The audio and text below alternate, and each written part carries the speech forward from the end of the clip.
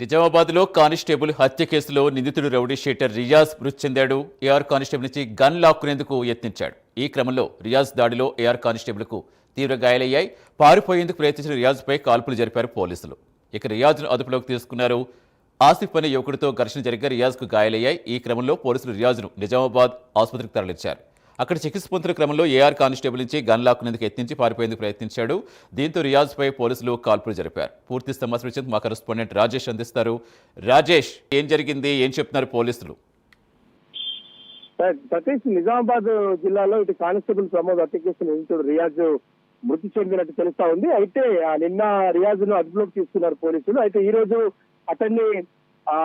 అతన్ని రిమాండ్ కు తరలించేందుకు ఇటు పోలీసులు ప్రయత్నించినట్టు తెలుస్తా ఉంది. అయితే నిన్న సివిలియన్ అసీఫ్ రియాజ్ మధ్య గొడవ జరిగింది, పెరుగులాట.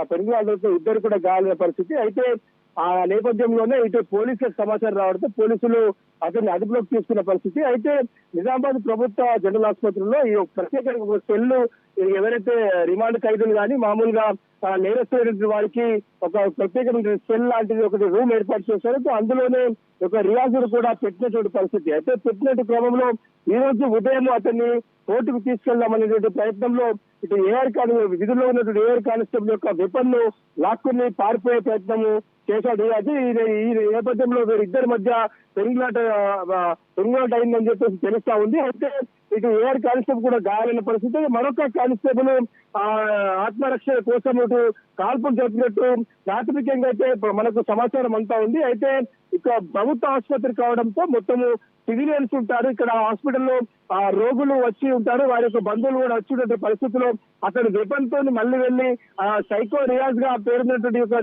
పాత నేరస్తుడు ఇంకెవరిపైన దాడి చేస్తున్నటువంటి క్రమంలోనే అతన్ని పైన కాల్పులు ఏర్పాటు చేస్తా ఉంది. ప్రస్తుతం ఒక విషయం తెలుసుకున్నటువంటి సిపి సాయి చైతన్య కూడా ప్రభుత్వ ఆసుపత్రికి వచ్చి ఒక విషయాన్ని పరిశీలిస్తున్న పరిస్థితి. మొత్తం ప్రభుత్వ ఆసుపత్రి పోలీసుల వలయంలోకి వెళ్లిపోయిందని చెప్పవచ్చు. ఎవరిని కూడా బయట వారిని కూడా రానియని పరిస్థితి, మీడియాను కూడా లోపలికి ఎంటర్ చేయట్లేదు. అయితే పూర్తి వివరాలు తెలుసుకున్న తర్వాత మీడియాకు బ్రీఫ్ చేసే అవకాశం అయితే ఉంది. సతీష్, రాజేష్, అంటే ఎలా చూడాలి? కానిస్టేబుల్ హత్య కేసులో నిందితుడిగా ఉన్నాడు. ఇప్పుడు ఇంత కరుడుగట్టిన ఆ రియాజ్ విషయంలో ఎందుకంటే అంత సెక్యూరిటీ సరిగ్గా లేదనుకోవాలి? అసలు ఏం జరిగింది అనుకోవాలి మనం విశ్లేషించుకుంటే?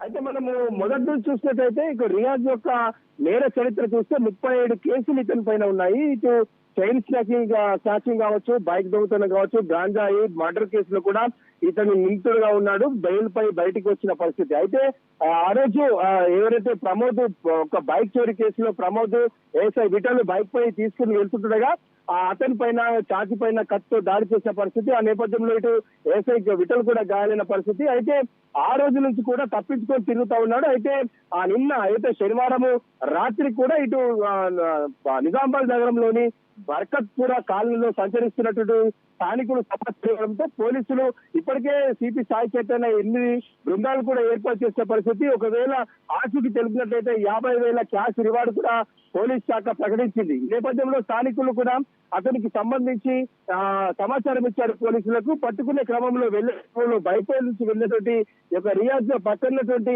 నిజాం సాగర్ కాలువలకు దూకి రాత్రి కావడంతో పోలీసులు అక్కడి నుంచి అతన్ని పట్టుకోలేకపోయారు. రాత్రి కూడా 2 రౌండ్లు కాల్పులు జరిపినటువంటి పరిస్థితి మనకు తెలుస్తా ఉంది. అయితే నిన్న ఏదో పాడుపడ్డటువంటి అంటే ఖరాబ్ అయినటువంటి లారీ క్యాబిన్ లో తలదాచుకుంటున్నారు. అయితే సివిలియన్ అసీఫ్ అక్కడి నుంచి వెళ్తున్న క్రమంలో అతనిపై దాడి చేశాడు. ఇద్దరి మధ్య పెంగులాట జరిగిందని చెప్పి తెలుస్తుంది. అయితే అతను ఏరి చరిత్ర చూస్తే కనుక గంజాయి తాగడము, అదేవిధంగా బైక్ చోరీ, విధంగా చైన్ స్నాచింగ్ చేయడము, ఎదుటి వ్యక్తులపై దాడులు చేయడము, సైకోలుగా వివరిస్తున్న పరిస్థితిలో అతన్ని తీసుకొచ్చి రాత్రి 4 టెస్టులు కూడా చేసే పరిస్థితి, ఎక్స్రేలు కూడా చేశారు.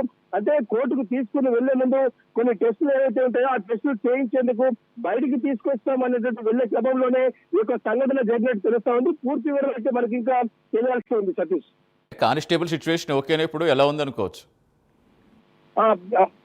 కానిస్టేబుల్ ఎవరైతే ఏఆర్ కానిస్టేబుల్ ఉన్నాడో అతని యొక్క పరిస్థితి అయితే ప్రస్తుతం అయితే ఆసుపత్రిలో చికిత్స పొందుతున్నటువంటి పరిస్థితి ఉంది. అయితే ఈ విషయం తెలుసుకున్న సిపి చైతన్య వచ్చి ఇక్కడ పరిస్థితి అయితే సమీక్షిస్తున్నారు. ఈ విషయం ఇప్పటికే డీజీపీ సోదరెడ్డి కూడా అక్కడి నుంచి కూడా పూర్తి సమాచారం అయితే ఇక ఈ యొక్క రియాజ్ చనిపోయినట్టయితే ధృవీకరించినట్టు మనకు చెప్తా ఉంది. అఫీషియల్ గా అయితే చెప్పాల్సి ఉంది సతీష్. ఎంతసేపట్లో చెప్పే అవకాశం ఉంది కోచ్ రాజేష్? అంటే ఏమన్నా మీడియా సంస్థను ఏర్పాటు చేయబోతున్నారా? ప్రస్తుతం రియాజ్కి సంబంధించి తనకి సంబంధించిన వాళ్ళు ఎవరైనా ఉన్నారా? వాళ్ళకి ఇన్ఫర్మేషన్ వెళ్ళిందా?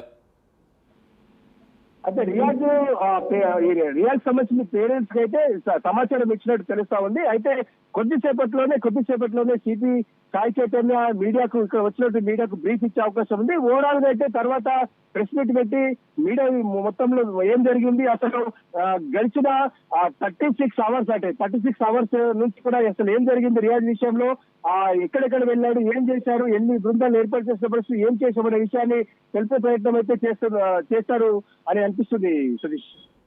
Right, thank you Rajesh.